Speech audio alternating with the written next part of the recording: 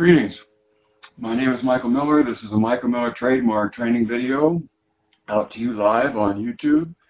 Thank you for watching. It's meant for Michael Miller Pilates licensed affiliates, the Core New Core, and anyone interested in surviving as a Pilates instructor. Maybe it doesn't take anything to survive as a Pilates instructor. You can just be an instructor, teach whatever you want, and hope that enough people like what you do to pay you for the amount of time you want to teach. So I only have one topic today, and that's tension. And it comes again from seeing something on social media that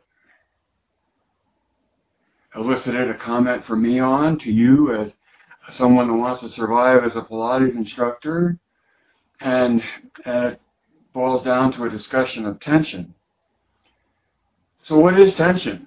I mean, is tension a bad thing? I mean, I have a tension headache, you know. Is that a bad thing? Yes. But is tension in the body a bad thing? Well, a lot of people talk like tension is always a bad thing in the body. And those that talk like that, I like to ask, well then, what do you call good tension? Because it takes muscular engagement to move, and muscles make tension, and from that tension, movement is facilitated. So if you're not going to call it tension, what else would you call it? And the best I could come up with is engagement, maybe, right? Because you want your muscles to be engaged, and you want uniform engagement of your muscles.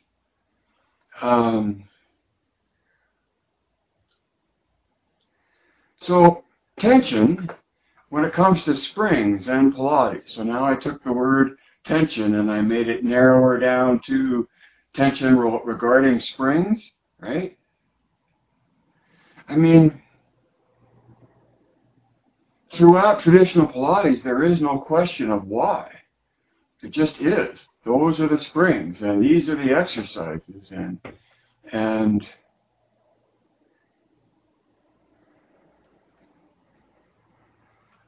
so when I was in London at a big convention, and a big American manufacturer was there that makes equipment, and I brought up the word tension to him and asked him, not tension really, springs, we're talking about springs. I said, what are the springs for? And he proceeded to give me a very detailed explanation of how Pilates uses springs for resistance. And that was an eye-opener, because for me, someone that actually makes a lot of Pilates equipment, to have such a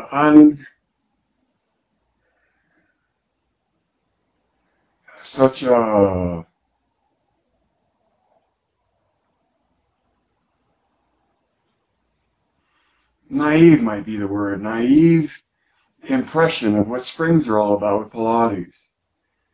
So, and you know, I saw it in an elder teacher that I've studied with, that set a strong person up on a Cadillac and gave them the arm springs to hold that were attached behind them to the Cadillac poles, and had them reach out to do a spine stretch. Usually that was very nice, and then that elder would smile and ask the student to move a few more inches out away from where the springs were attached to, and then ask to do the same thing. And so if the springs are being stretched more, right, there's more tension in them, it takes more effort because there's more resistance in the springs, and surely a student on the Cadillac would then make a harder effort because there's more resistance, and the smile from the elder and come out a few more inches until the limit of control was reached. But the springs were being used as resistance. So the further away you move from where the springs were attached, the more resistance was in the spring that you had to work against.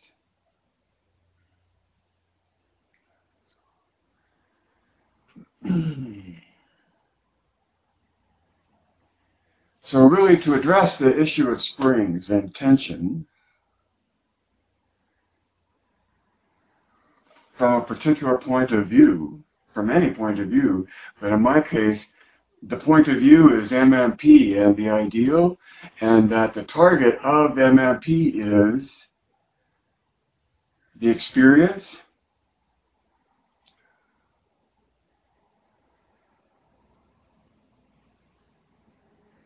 and the performance of the mat to get the experience. See, the performance of the mat. So right there, the target is to make a sequence of exercises happen without any external influences, like tension from a spring. So from my point of view, and it's perhaps a singular point of view, but the major reason we use springs in Pilates is to support the load of the body so that it can initiate eccentrically or come out from its core. So springs are load-bearing, so that the load of the body, like the load of our legs, doesn't overwhelm our ability to hold them up in space, because the grip at the hip isn't strong enough yet. So the whole purpose of using springs is largely a matter of dealing with, helping the body deal with its own weight in space until it doesn't need the aid of the spring anymore. Okay? So now there's two reasons to use springs: resistance and load bearing. The third reason to use springs, and really the second of only two that are important to me as a Pilates instructor, is that spring tension makes alignment sensational.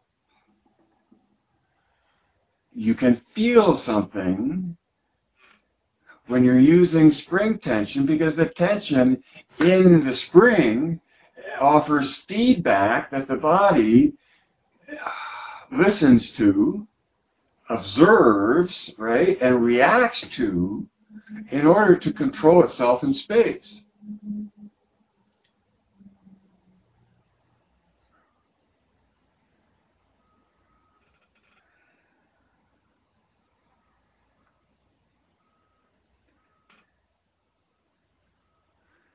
Inside splits on the reformer. You give someone who's used to thinking in a resistance frame of mind, you put them on side splits on the reformer with two springs, and they can go in and out with that easy. They can press that out easy. They want more spring, right? More spring, more resistance. So you give them more spring and you make them happy because they're working against resistance. But that's resistance training, and to me, Pilates is not resistance training by a long shot. And if you really want to help a person understand, you take a spring off of the side splits on the reformer so that the body has to do more of the split on their own without the spring tension supporting the load of the body in the position that it's in. You follow that?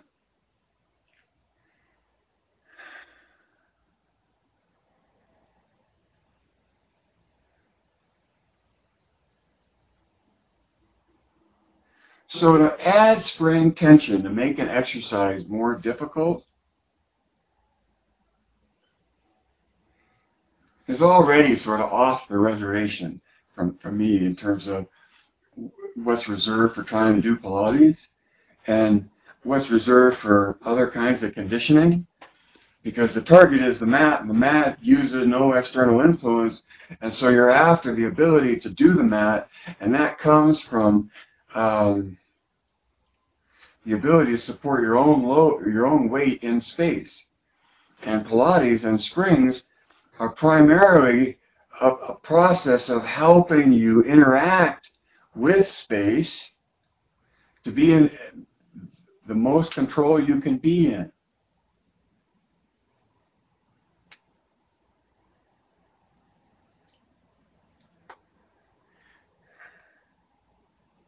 To go adding springs, or to making the springs provide more resistance as the purpose of the exercise, I don't know what they're aiming at, other than engagement. And to that, it seems to me they're trying to swim along at the way they're doing Pilates and just looking to make that harder. So they're doing it by adding more resistance from the springs.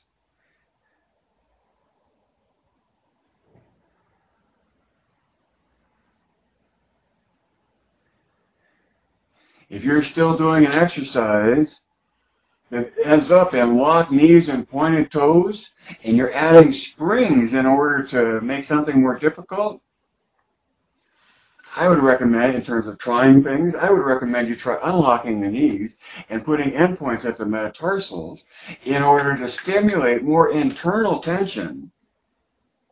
See?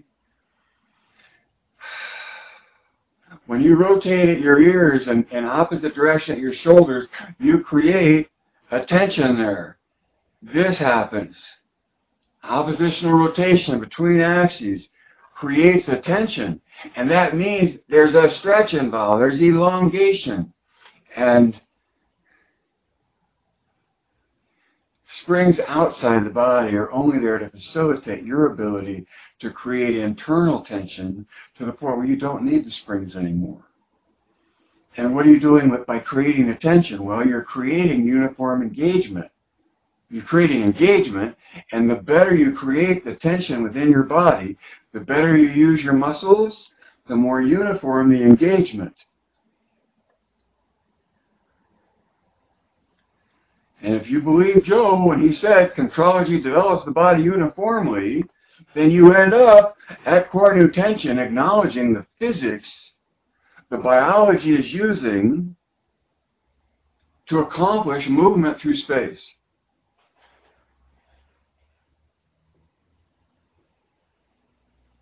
So if you find yourself adding springs to make something harder,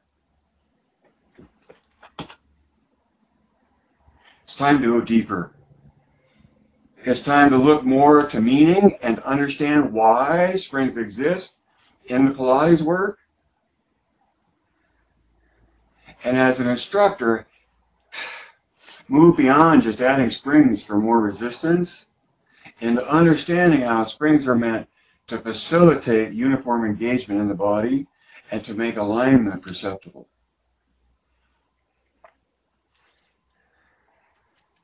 You better catch up to this because it's not going to be common knowledge until you put it together and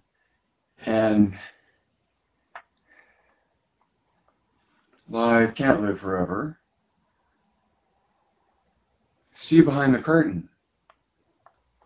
And for me, there's a willful curtain of ignorance about looking at why Pilates is what it is, because it takes it out of the hands of subjectivists who merely want to make it an improv.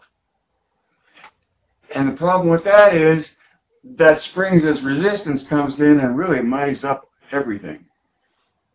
And often takes you away from what you're after rather than towards.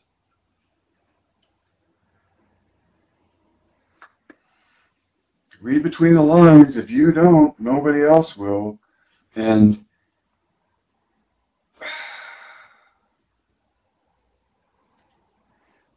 you have to add 2 and 2.